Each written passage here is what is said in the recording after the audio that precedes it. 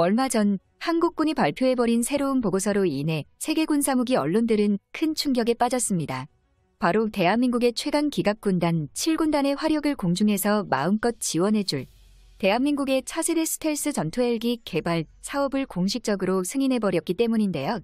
그런데 스텔스 전투헬기 개발 보고서가 참으로 장대합니다. 현재 한국이 추진하는 차세대 전투헬기 사업이 마무리되면 가뜩이나 강력한 한국의 육군과 공군 전력은 지금보다 2배 더 강력해진다는 국방과학연구소의 발표에 이어서 한국의 미래에 활약할 차세대 전투헬기를 위한 청검 대전차 미사일 개발하려도 사실상 공식화해버린 것입니다.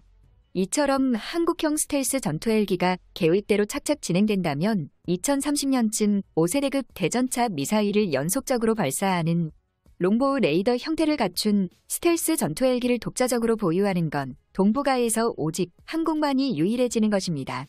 이러한 상황에 대해 가장 두려워하는 국가들은 한국을 위협하는 중국과 북한 그리고 일본인데요.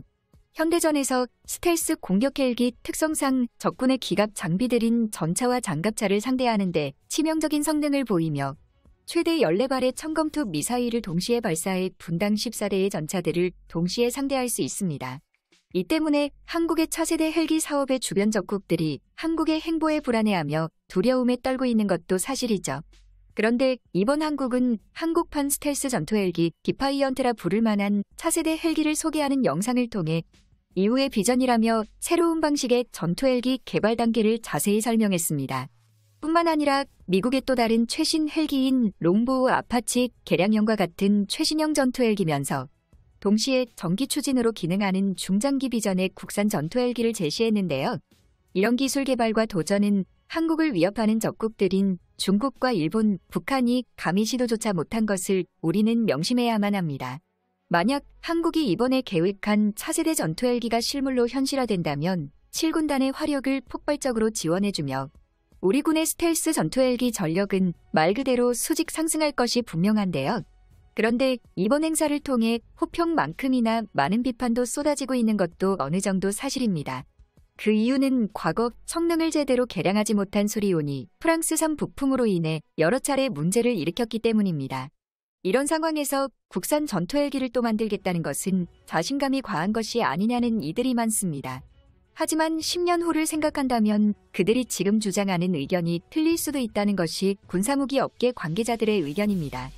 그 이유는 바로 지금의 대한민국과 10년 이후의 대한민국 기술력은 차원이 다를 것이기 때문이라는 겁니다. 또 대다수의 분들이 생각하는 것과 달리 수리온 결함의 원인 상당수는 수입 부품이며 이를 개선하기 위해서는 부품을 국산화해야 하는데 이는 곧 독자적인 헬기 개발 능력 확보를 의미하며 국산 기술력 보유는 사실상 필수적입니다.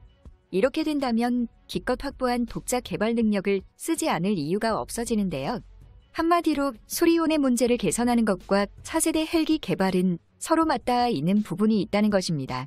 즉, 수리온의 개량이 마무리되는 시점이 바로 대한민국의 전투 헬기를 독자 개발하는 날이 되는 것입니다. 그래서 준비했습니다. 오늘은 세계를 깜짝 놀라게 하는 한국의 차세대 전투 헬기에 대해 알아보겠습니다.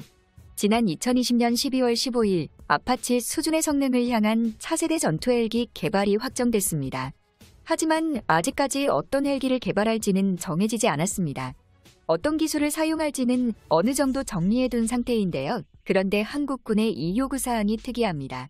한국군이 지금 미국이 추진하는 차세대 헬기와 상당수 성능이 겹치기 때문인데요.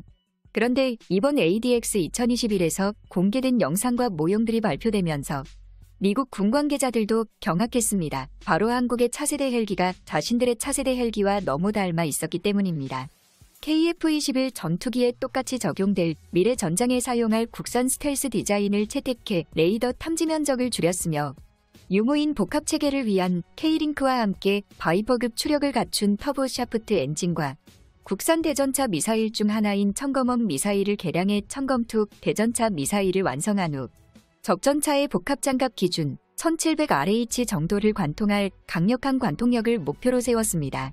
이러한 5세대급 대전차 미사일을 최소 14발까지 탑재할 수 있도록 경량화를 진행할 예정이며 탐지거리가 기존 LAH 무장 헬기에 비해 2배 가까이 연장되었고 한반도 특성상 복잡한 산악전 상황에서의 표적 탐지 능력을 강화해 지상 표적 탐지 능력이 크게 강화된 공격 헬기가 될 것입니다. 또한 한국은 꼼꼼한 계획과 세심한 가격 통제로 일본처럼 장식품이 아닌 진짜 사용이 가능한 무기를 연달아 생산하고 있습니다. 대표적인 사례가 바로 KF-21 보라매입니다. 공군이 국산 전투기 KF-21 개발을 논의하기 시작한 연도가 2000년 7월입니다. 이후 사업 타당성 분석을 끝마치고 탐색 개발이 승인된 시점이 2010년이며 KF-X 사업단이 가동된 게 2016년인데요. 사업 결정에 15년이 걸렸고 실물 개발을 시작해 시제기를 내놓는데 5년이 걸린 것입니다. 이런 철저한 검증을 거쳤기에 미들급 전투기를 처음 개발했음에도 불구하고 단숨에 시제기를 내놓으면서도 예산 초과 없이 일정을 지킬 수 있었던 것입니다. 이번 차세대 헬기 역시 마찬가지입니다. KF-21을 성공적으로 개발 중인 한국은 철두철미한 준비로 2030년대 후반까지 체계적인 개발 마무리를 목표로 개발을 진행 중인데요. 2020년대에는 수리용 개량 각종 헬기 부품 국산화로 선행 설계를 마치고 2030년대 초반에 기술 실증기를 생산해 시험한 뒤 2030년대 중반부터 본격적으로 체계 개발을 시행할 것을 검토 중입니다.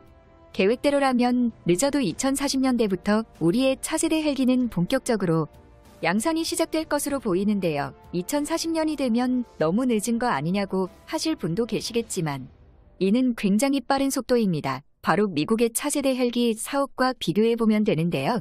우리보다 10년이나 먼저 차세대 헬기 개발을 시작한 미국이 차세대 헬기를 선정하고 전력화하는 시점이 2030년입니다.